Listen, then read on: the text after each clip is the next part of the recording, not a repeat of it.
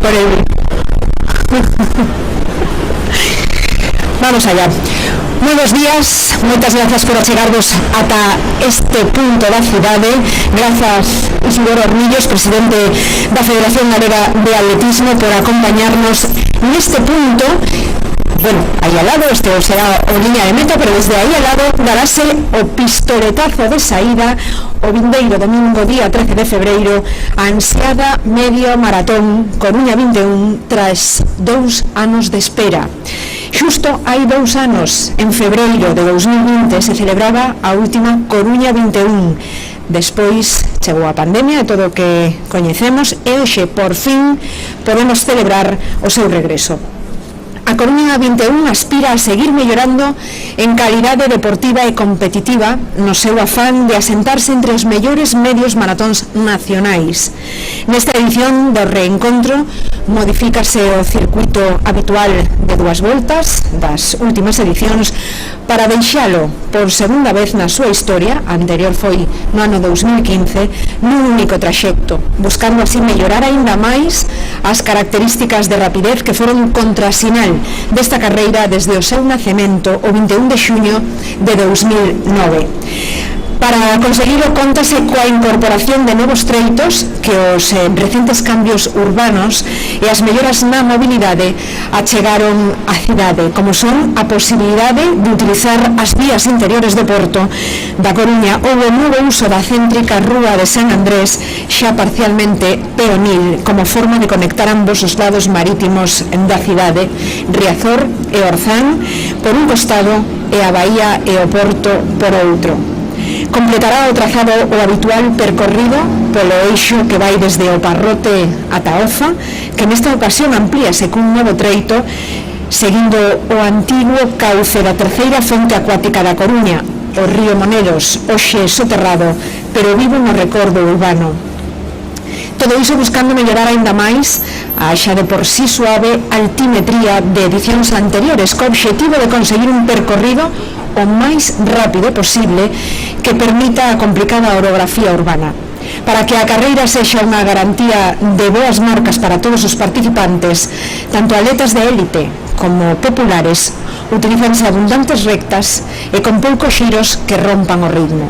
O feito de que a maior parte do percorrido se faga en paralelo en ambos os sentidos propiciará ademais que, aínda tratándose dunha volta única, os corredores se crucen constantemente con outros que van a distinto ritmo, o que servirá para compartir esforzos e ánimos duns cos outros para acabar finalmente todos aquí, no centro da cidade, no mesmo sitio onde partiron, neste punto emblemático da cidade, no Obelisco.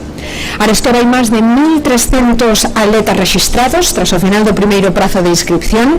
Ábrese agora, xa está aberto o feito, un segundo prazo ata o vindeiro 6 de febreiro, o prezo de 30 euros a inscripción, e un prazo extraordinario os días 7 e 8 de febreiro, cun prezo de 40 euros a inscripción.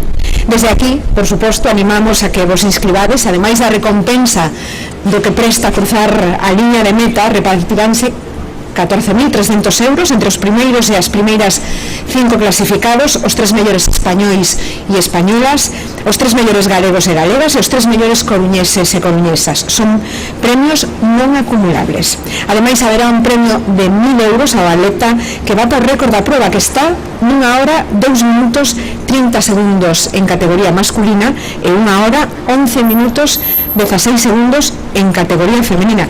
Por certo, Isidoro, esta foi a marca que fixo mismo con unha vez, 1 hora 11 minutos.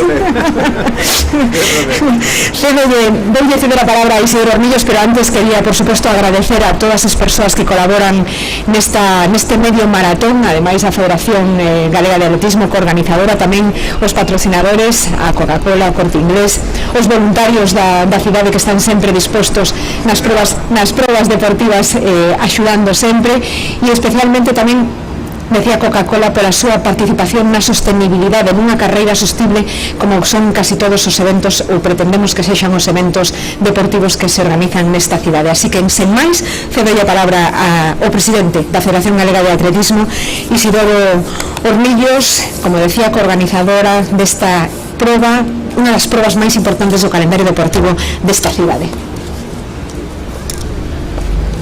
Moitas gracias, concelleira, medios de comunicación, asistentes a este acto, bos días. Tamén quero, por supuesto, enviar un cordial saúdo a todas as persoas que están seguindo en streaming, en directo, esta presentación desta proba emblemática que forma xa parte da paisaxe das carreiras máis importantes que acontecen aquí no territorio español.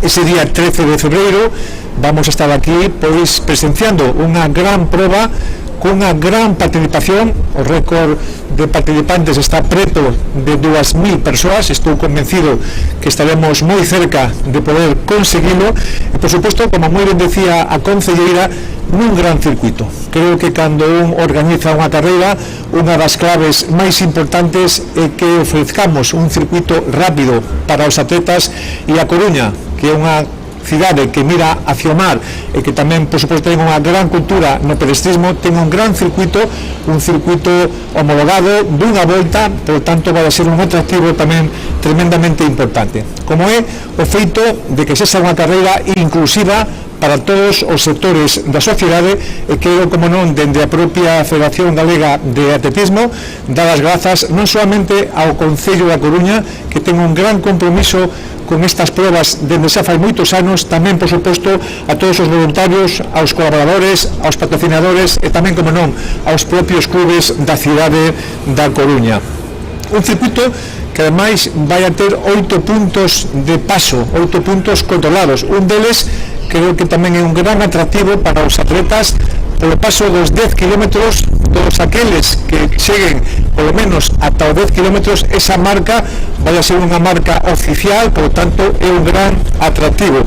E, por suposto, como moi ben decía a propia concelleira, a parte dos premios importantes que temos para os máis rápidos, temos que decir que o récord ostenta unha muller, Alexandra Aguilar, unha muller que ten o récord en 1 hora 11 minutos 16 segundos, muller olímpica, muller lucense, xa retirada do atletismo dende o ano 2014, e tendo en conta que é unha proba internacional, o récord ten José Kiplino de Kenia con 1 hora 2 minutos 30 segundos. Por tanto, eu quería simplemente rematar a miña intervención dicindo ás persoas que teñen a posibilidade de tomar parte nunha proba histórica, nunha proba tremendamente atractiva, nun gran circuito, e, por suposto, estamos traballando con moitísima ilusión dende o Concello da Coruña, dende a propia Federación Galega, para ofrecer o mellor a todas as persoas que deciden unha vez máis pois apostar por esta proba. A todos e a todas, moitas gracias e bons días.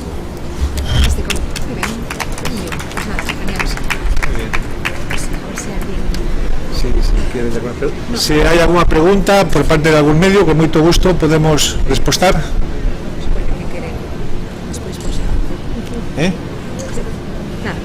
Muy bien, moitas gracias.